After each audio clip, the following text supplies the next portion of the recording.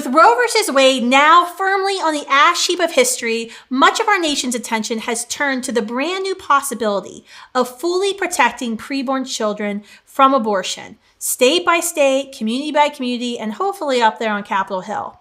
These legal and political efforts are so important right now because they are actually saving lives.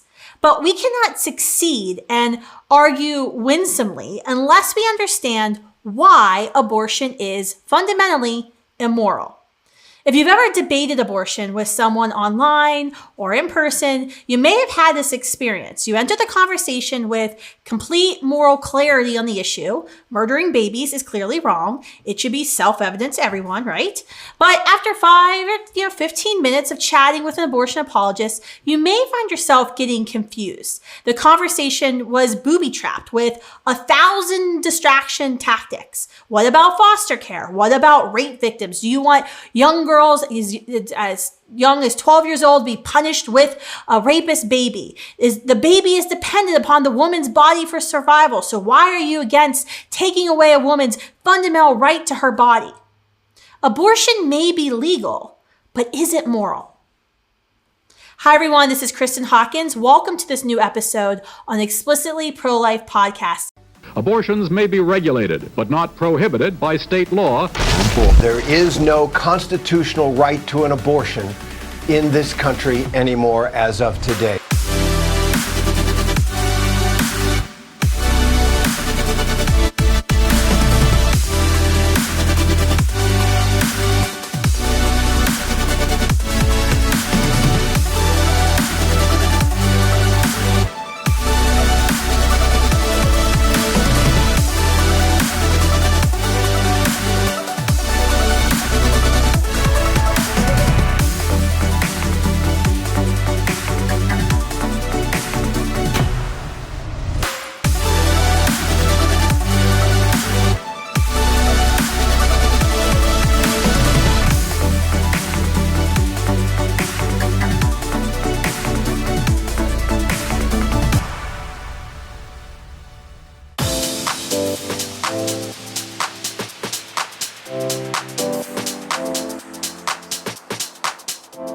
Today, we're going to take a step back from all the noise and distractions, turning our attention away from the fundamental, central question at the heart of the entire abortion debate.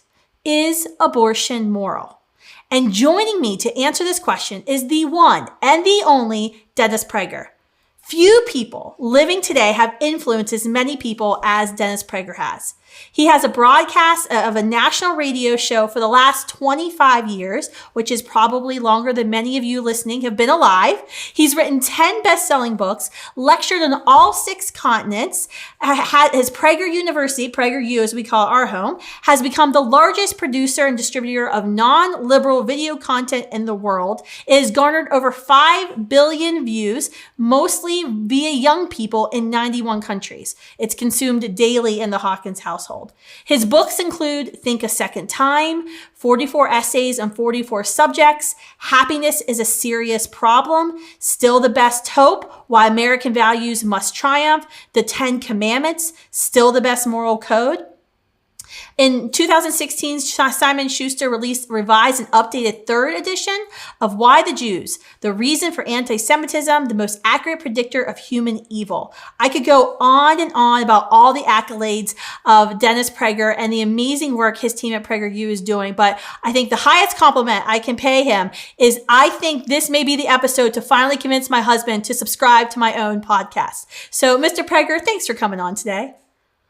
Well, that was a big factor in my saying yes to have your husband subscribe to your podcast. He was so excited. I was going through my day. He goes, "You're going to have the Dennis Prager on your podcast." That meant so much because we are just so grateful for your entire team and your leadership there at PragerU for what you do. We use your videos in our instruction of our kids all the time. I love the New Present series, by the way. So, if I just may say something about that. To parents who were worried about sending their kid to a typical American university, and they should be worried.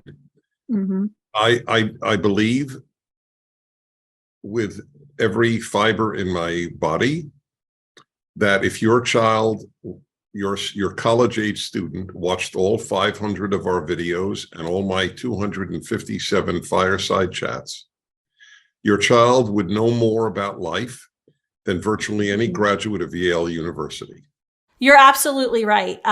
Your collection of videos and this entire education that you're giving young people across the globe is just completely revolutionizing. And I think we're going to see the fruit of that very, very soon. So thank you so much for coming on. It's an honor to have just a little bit of your time today. But so I want to get down to the million-dollar question. Why is abortion immoral? So interestingly, there's the easy and the complex answer. The complex answer is, why is anything immoral? Why is the deliberate killing of a baby 5 minutes after birth? Why is that wrong? Why is stealing wrong? In fact, NPR, during the riots in 2020, had a woman who wrote a book in defense of looting. That's the name of her book. And she was on, I believe, for an hour on a national public radio. And they didn't find it odd that she would write a book in defense of looting. So it's the complex question is, why is anything immoral? And in the secular world in which we live, there is no answer. The answer is because people say so. And if people say not, then it's not moral or not immoral. We now have a feelings-based morality, which is really a big part of the abortion question. Now, the specifics with regard to abortion. I don't think that an honest atheist can disagree with the immorality of most abortions. And I say most, and I'll explain that if you'd like, but you don't have to be religious. I mean, in the final analysis, you have to have a God to even declare murder to be a moral absolute or an immoral absolute. But putting that aside, just on reason alone, if you use reason as your moral conduit, or your conduit to morality, you don't have to be a believer in any religion to defend the right of an unborn, call it a fetus. I don't care what you call it a pimple, but which is the way basically they do call it. It's either a pimple or a full life. I don't know the atheist argument for the morality of most abortions. If you want the child, it is a human being. You would actually arrest a person for homicide if they killed your baby that a pregnant woman wanted. But if she doesn't want it, then it is as useless as toilet paper. So how could you possibly have a moral system where an individual determines that something is infinitely worthwhile or completely worthless? Do we have any other area of life where the individual determines the complete morality of an act that otherwise is completely immoral? We don't have it. It's unique. And I don't understand what gives the mother the right to say this is worthless or this is worthwhile. Why is her vote the only vote in society? These are not religious arguments. These are simple, logical questions. She doesn't want to be pregnant unless she was raped. She voluntarily engaged in an act that produces pregnancy. It sounds to me like it's actually, to be honest, a bit narcissistic. I want to conceive, but I don't want to have the responsibility of what I've conceived. I don't find that to be the most admirable of attitudes. Yeah, I mean, I think that's one of the most controversial things I say when I'm on campuses is, if you don't want to procreate another human being, just simply don't engage in heterosexual sex. And I even qualify it with heterosexual sex. And it's fascinating, the just instant anger that bubbles up, women coming screaming, I can have sex with as many men as I want and do whatever I want. And, my position on campus isn't that you can't have sex with as many men as you want. My position is if you do conceive and create another unique whole living human being, there's a responsibility there that you've already agreed to when you entered into that sexual relationship with that man. But that sense of personal responsibility, the sense that you have a responsibility to take care of another human being who may be inconvenient to you, that you can't simply just go and pay someone to end the life of someone who's inconvenient. And that's not a moral right thing to do. It suddenly, I think, escapes these people and just creates this instant rage effect that we see. And I think it's very sad.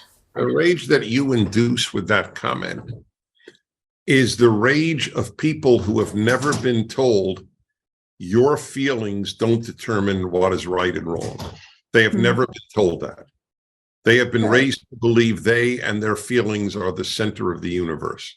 That's absolutely true. I mean, this is, I think, comes down to a huge problem we have conversations is the moral relativism in the abortion debate. And now even going back to what you said at the very beginning of, how do those who don't have a religious worldview, come to the decision that abortion is immoral? How are they making that decision of what is moral, what is immoral when they live in this, just completely feelings-based, everything is relative, anything you feel like goes, society? And I think it produces, and what we're seeing now is, for the first time, I've been speaking on campuses for more than 10 years. And the past 2 years, I have heard more comments where I have asked specifically young men who come to my presentations, why does your life have value? Let's put aside the fetus, the blob of tissue, the clump of cells, whatever you want to call the child in the womb who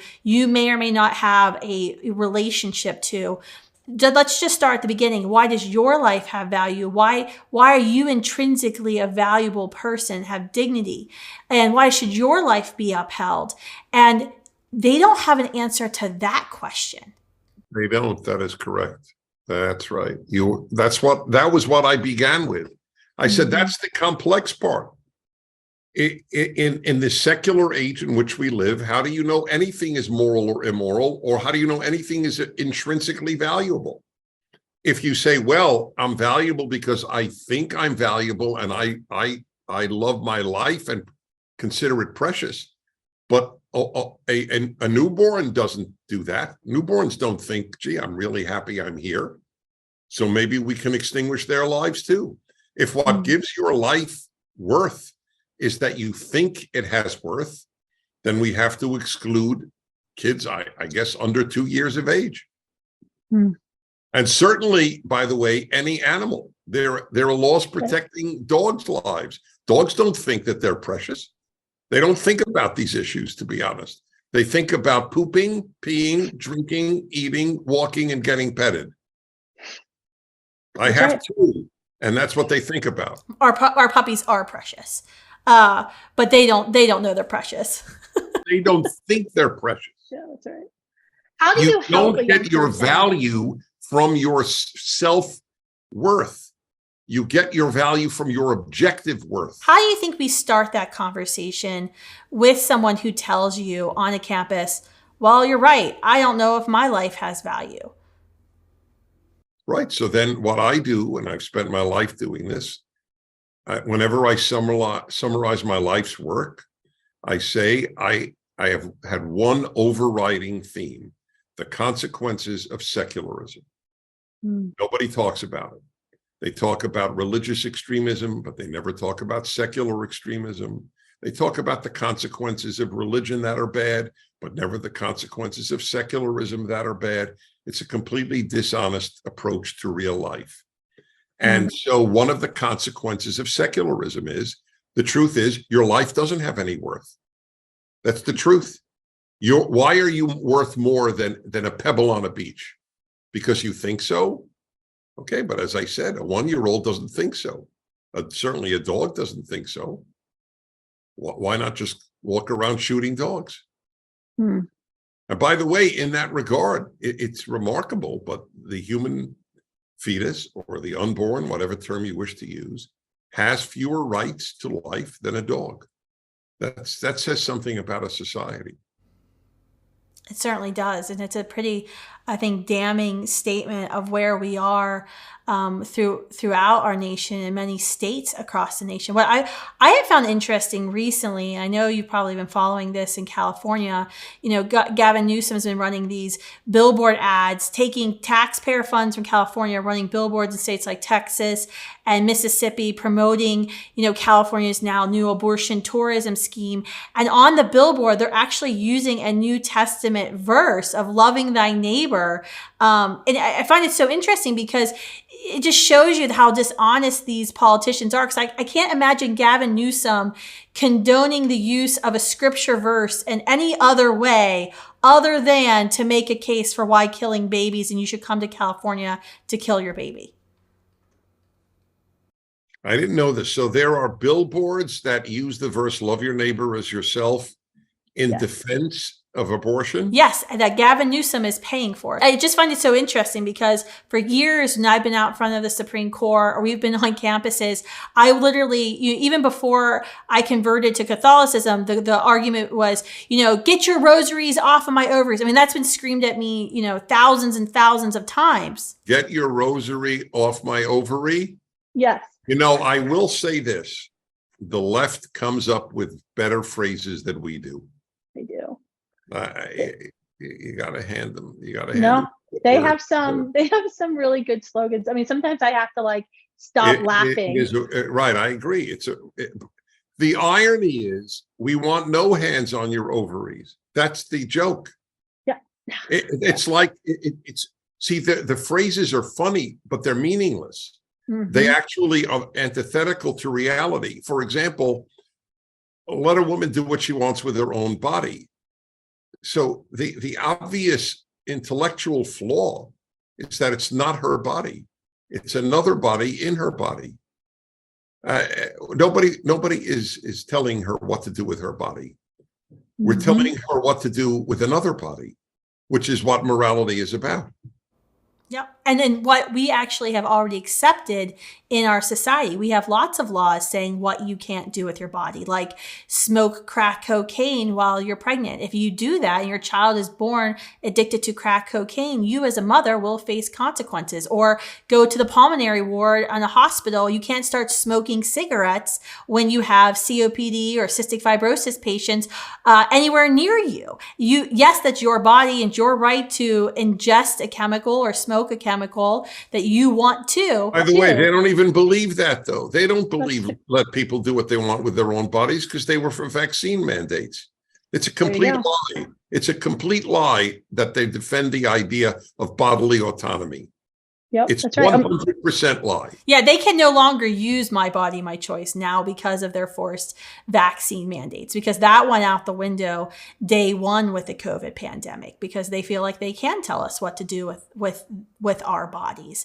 And they are completely in the moral right and have the moral high ground, they feel like, when it comes to that.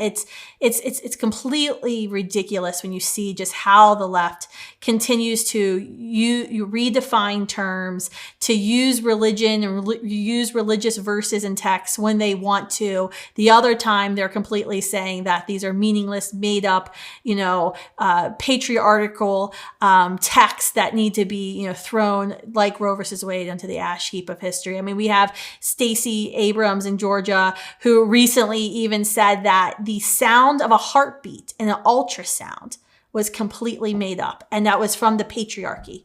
It was a manufactured sound. Really?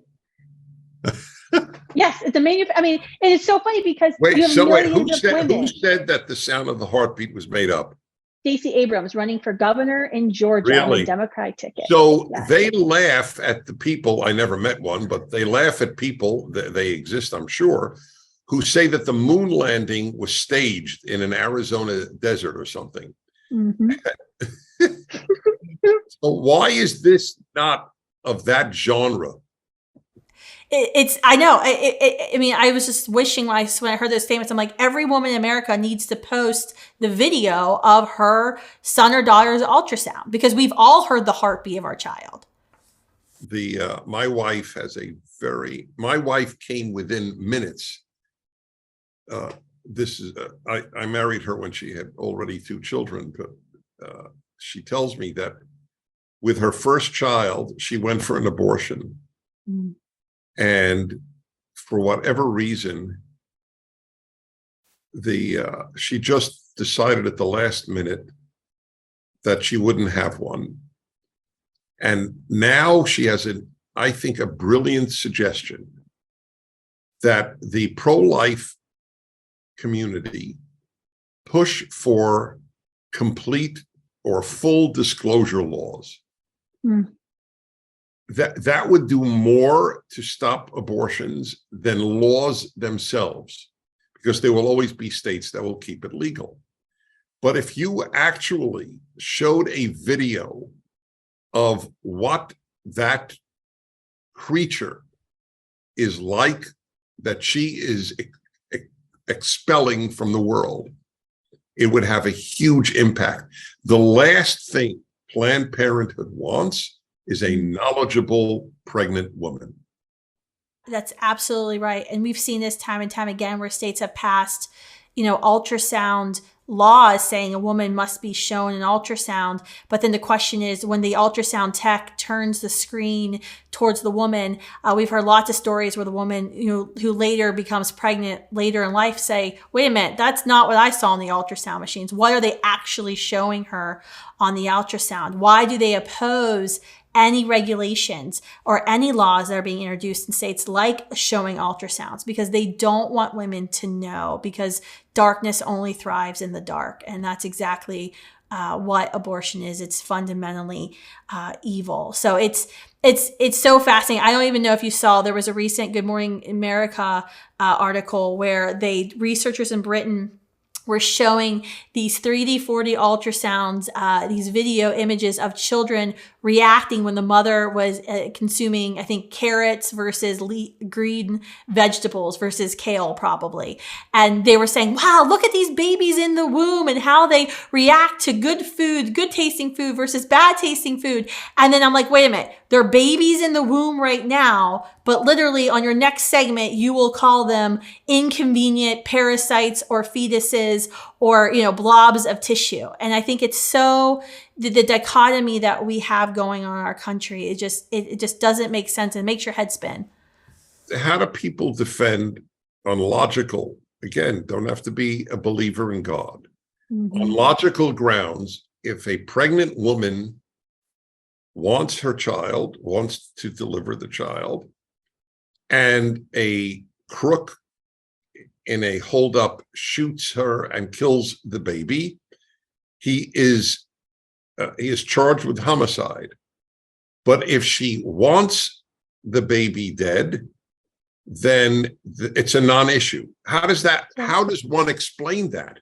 There, as I said earlier, there is no parallel to that in the entire moral universe.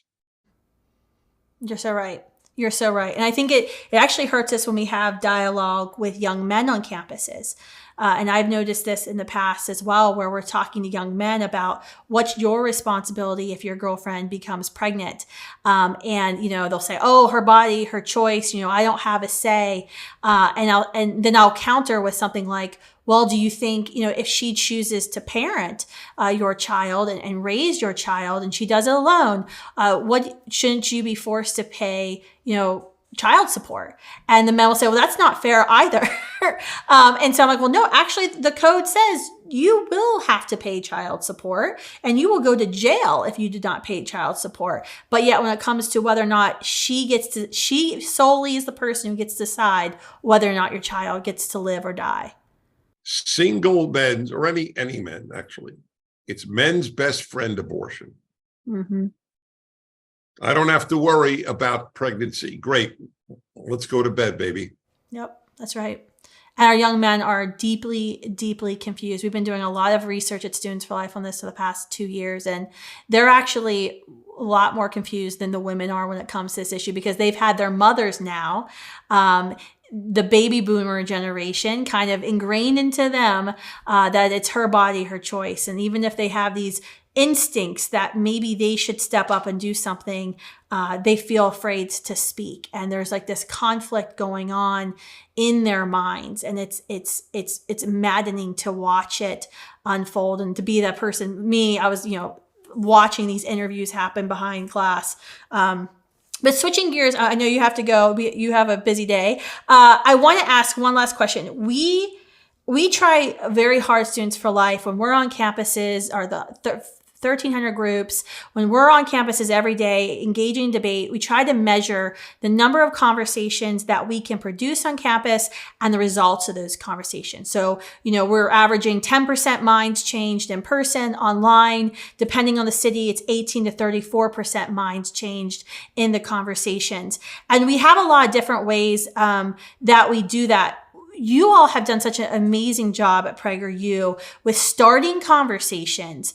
But what have you found to be some of the best techniques, beyond saying we're going to win the debate, to actually changing someone's mind, to plant that seed and get folks from diverse backgrounds to move closer to whatever argument we're making?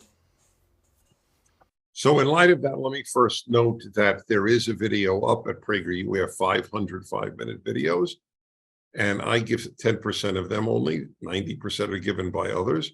One of the 10% is on abortion that I gave, and it's got many millions of views, and people should use it because I don't invoke God. I don't invoke Bible. I don't invoke religion. All I use is reason. And I don't even talk about legality or illegality. I talk about exactly what you've had me on your show for, or on your podcast, to talk about the morality, not the legality, the morality of abortion. And it has changed minds because people don't think of it that way.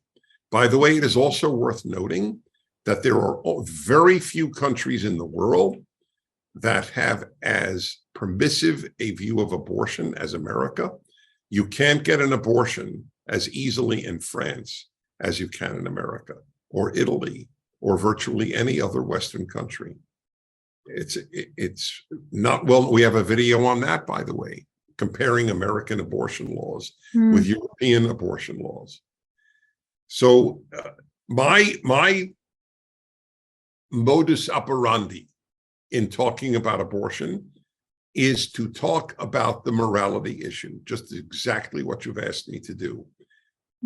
People can differ. For example, I'm a big believer, and I don't know, you may not agree with me, and I deeply respect that. Let me before I say what I'm about to say, the child conceived in a rape is as much a child of God as a child conceived in the marital bed.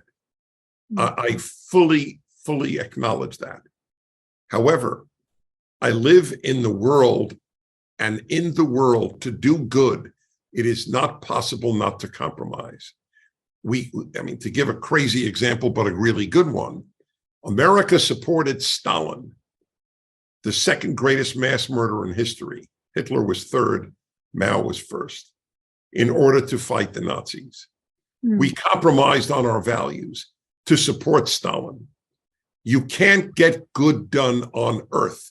We're not living in heaven if you don't have a compromise. So if I can get people on board by making exceptions for rape or incest, I will do that. That's why I talk. That's why I talk about morality rather than legality. So that's number one, because they will dismiss you. They will dismiss your moral arguments if you seem to be unbending. And even though, of course, as I said, that a child conceived under any circumstance is a precious creature of God, we have to do the best is the enemy of the better. It is one of the fundamental beliefs I have in life. I go for better, not best. That's a great point. I mean, this is certainly, I think, something that is, this could be a whole podcast episode on its own, because this is the debate that's raging right now in the pro-life movement in states across the country when we're advancing legislation to protect lives, because as a leader in the movement, you're making these assessments of what piece of legislation do we put forward, do we advance, do we put our time and money behind that will save the most amount of lives, that will do the most good, that will move us closer to our movement's goalpost, which is abortion unavailable and unthinkable across our nation, where no woman stands alone. And I think what you just touched upon is a very fact, the argument that we have amongst ourselves of, do we introduce legislation with, at Students for Life, our goal is we introduce legislation with no exceptions, but ultimately, if they're added in at the last moment, we will still support that piece of legislation, realizing if we can, end 97% of abortions in a state, it's much better than none. Exactly. That's right. That's the point. And I think we have to have tolerance for each other as we work these out, because that's actually one of the biggest challenges within the pro-life movement is this absolutist opinion versus those trying to do the most amount of good. Do you want to do good or feel good? I'm going to end the show on that because you just made my point for me. Thank you so much, Mr. Prager, for coming on and giving us some nuggets of your wisdom. And thanks for making a fan of Exclusively Pro-Life with my husband, Jonathan.